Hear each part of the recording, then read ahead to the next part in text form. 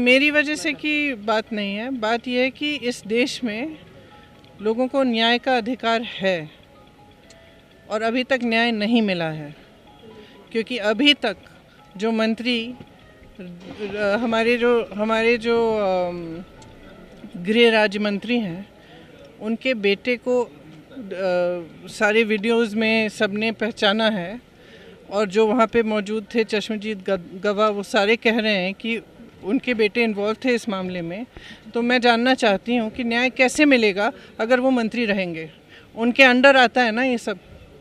किसानों से तो जब तक वो रहेंगे, जब तक वो बर्खास्त नहीं होंगे, तो कौन एक निष्पक्ष जांच करेगा, बताइए। हम बराबर सवाल उठा रहे हैं कि हमको गिरफ्तार किए, हमारा कसूर क्या था, हम तो गए थे सांत्वना देने जी, लेकिन जो लोग दोषी थे अभी वो लोग किसी को नहीं पकड़ा गया। तो आप बताइए, क्या ये है हमारी देश की परंपरा? क्या इसको कहते हैं न्याय?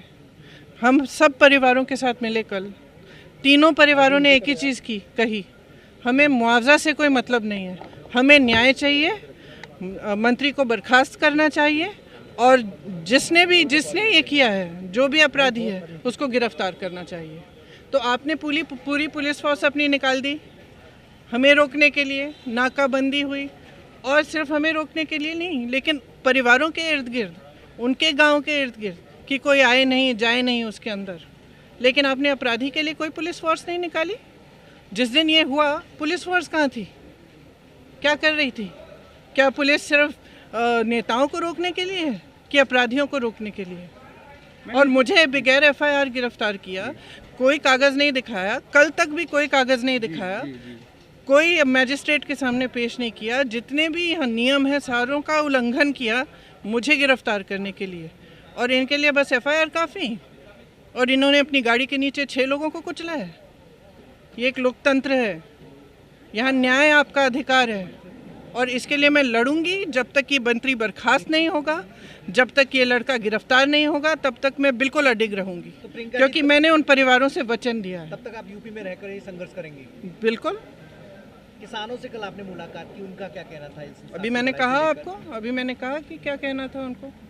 मैम चाहे किसी भी घर में, चाहे उनकी बहन है, जो 2 लड़कों से एक लड़का था, उसकी बहन थी, चाहे उसकी माँ थी, उसके पिता थे, एक थोड़े से बुज़ुर्ग थे, उनकी बीवी, उनके बच्चे, कश्यप जी के पिताजी, सब ने यही कहा। सब ने कहा हमें सिर्फ न्याय चाहिए, क्योंकि जब इस तरह का हादसा होता है और जब कोई इतना प्यारा होता है उसको खो देते हैं ना, तो एक यही क्या कहते हैं, एक यही सहानुभूति होती है कि हाँ चलो, जिन्होंने गलत किया कम से कम उन पर कुछ दंड हुआ, उनको दंड मिला है। लेकिन उनको नहीं लग रहा है, आशा ही नहीं है। पोस्टमार्टम की रिपोर्ट कल जो दी इन्होंने कश्यप जी को, उसमें कुछ पढ़ा ही नहीं जा रहा था, वो फोटोकॉपी की फोटोकॉपी दी है। अब आप बताइए, आप परिवार हैं, पोस्टमार्टम में कुछ पढ़ा ही नहीं जा रहा है, किस तरह की रिपोर्ट है? वो कह रहे थे कि वीडियो दिखा रहे हैं मुझे, ये मेरा भाई है, ये मेरा भाई है, ये गाड़ी के नीचे देखिए, ये मेरा भाई है, ये गिर रहा है। और मुझे सुबह आईजी बोल रही हैं लखनऊ की कि आपको सच में जाना है वहाँ पे, क्योंकि उन्होंने मुझे कहा कि क्योंकि इनको तो मार के, मतलब पीट के इनको मारा है, तो आप सोच लीजिए आपको वहाँ जाना है कि नहीं।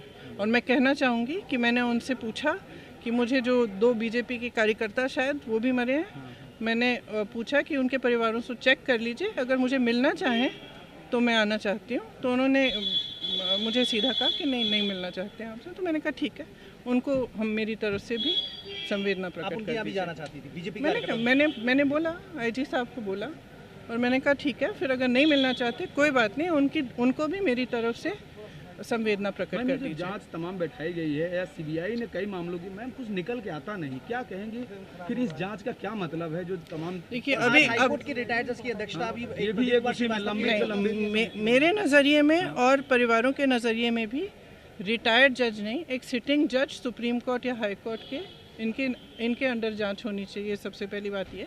दूसरा, मैं जांच पे टिप्पणी नहीं करना चाहती क्योंकि जांच शुरू ही नहीं हुई है, लेकिन मैं इतना कह सकती हूँ कि अगर जांच निष्पक्ष होनी है तो उस मंत्री को इस्तीफ़ा देना पड़ेगा, क्योंकि जब वो गृह मंत्री हैं तो उन्हीं के तो अंडर आता है ये सब।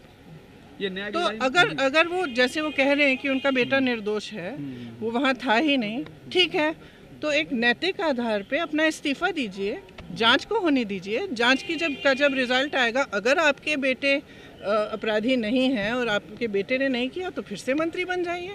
ये एक सिंपल सरकार का नैतिक वो होता है। कहीं पे मुझे याद है जब मेरे पिताजी प्रधानमंत्री थे तो एक रेलवे का एक्सीडेंट हुआ था, रेलवे मिनिस्टर ने एकदम रेजिग्नेशन दिया, क्योंकि एक नैतिक जिम्मेदारी भी तो होती है जनता के प्रति।